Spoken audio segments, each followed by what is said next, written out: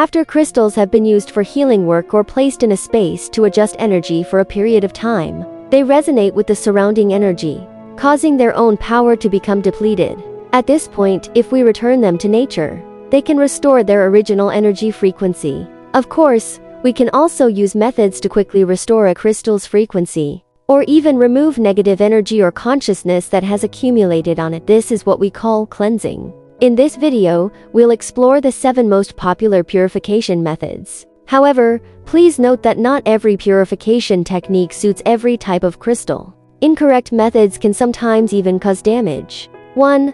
Sunlight or moonlight. This is perhaps the most common purification method, as it requires no tools and is simple to perform. Sunlight is the most potent light on Earth, possessing the ability to alter energy structures. Exposing crystals to sunlight for several hours can help restore them to their original energy frequency. However, if you own colored gemstones like rose quartz, amethyst, or citrine, it's best to avoid this method. These crystals contain iron and copper elements internally, and prolonged exposure can cause oxidation or even chemical changes leading to discoloration. Moonlight, being a reflection of sunlight, possesses similar purifying properties. Compared to sunlight, moonlight is gentler, making it suitable for most crystals. Yet caution is warranted. Severe light pollution in major cities often obscures the distinction between moonlight and artificial illumination. 2. Water flow. Do you simply rinse your crystals after using them for a while? This method is convenient, but not necessarily effective. Ideally, crystals should be placed under running water for 5–10 minutes to alter their vibrational state. However, this method is unsuitable for structurally fragile stones or those with high metal content, such as pyrite. Their internal chemical elements react with water, causing discoloration or rusting. Additionally, if a crystal's structure is too fragile, water flow may cause crevices to fill with water, potentially leading to disintegration. 3. Smudging. This method is extremely popular among crystal healers, as it can be used to cleanse nearly all types of crystals. You can place crystals near an incense burner or light sacred herbs, using the positive energy carried by their smoke to shift the crystal's frequencies. However, caution is needed. Minerals with larger pores, such as malachite and turquoise, should not be smoked for extended periods, as they may absorb the smoke's color. Additionally, some apply essential oils to crystals, but remember to clean them promptly afterwards to avoid oil residue buildup. 4. Sea salt method.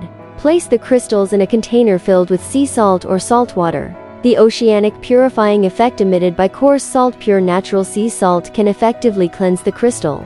It is best to leave the crystals in the container for at least 12 hours. Afterwards, remove them, rinse thoroughly, and dry in sunlight or a shaded area. However, this method is not recommended for those without chemical knowledge. Sea salt purification is unsuitable for crystals containing metals or chemical compounds, as these elements may react with the salt. Crystals such as lapis lazuli, hematite, and sodalite should not be purified using sea salt. I wonder if you've noticed that the 4 purification methods mentioned earlier aren't suitable for all crystals. So if you're new to crystals, be sure to remember the next 3 purification methods. They work for all healing stones. 5. Chanting mantras or sounds. Sound itself is produced through vibration. Therefore, chanting mantras or playing music with purifying effects can restore crystal energy to its original state. By the way, there's no need to worry about the specific forms of your music or mantras. The core lies in our intentions and the frequency of sound vibrations. Of course, overly complex sound frequencies may disrupt the crystal's energy restoration process, so single frequency music is recommended. 6. Earth burial. Have you ever used a crystal for a long time without purifying it, causing its energy to be nearly depleted? If so, you should definitely try burying the crystal in soil to purify it. When healing stones change color or oxidize, indicating a shift in their internal chemical structure, they require the deepest power of Mother Earth to restore them. Typically, burying crystals in soil requires an extended period, roughly 1 to 3 days. Note that earth burial may not fully restore depleted energy, so be prepared to leave the crystals buried if they no longer serve your purpose. 7. Crystal caves or clusters. Why is this purification method discussed last? Primarily because it's rarely accessible to the average person. Placing crystals within natural crystal clusters or caves achieves excellent purification results.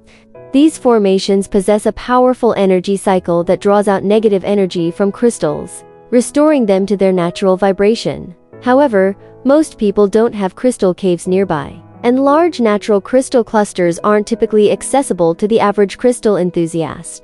If you genuinely wish to purify crystals this way, consider joining crystal healing communities or participating in group crystal healing events. Alright, these are the 7 most common crystal cleansing methods available today.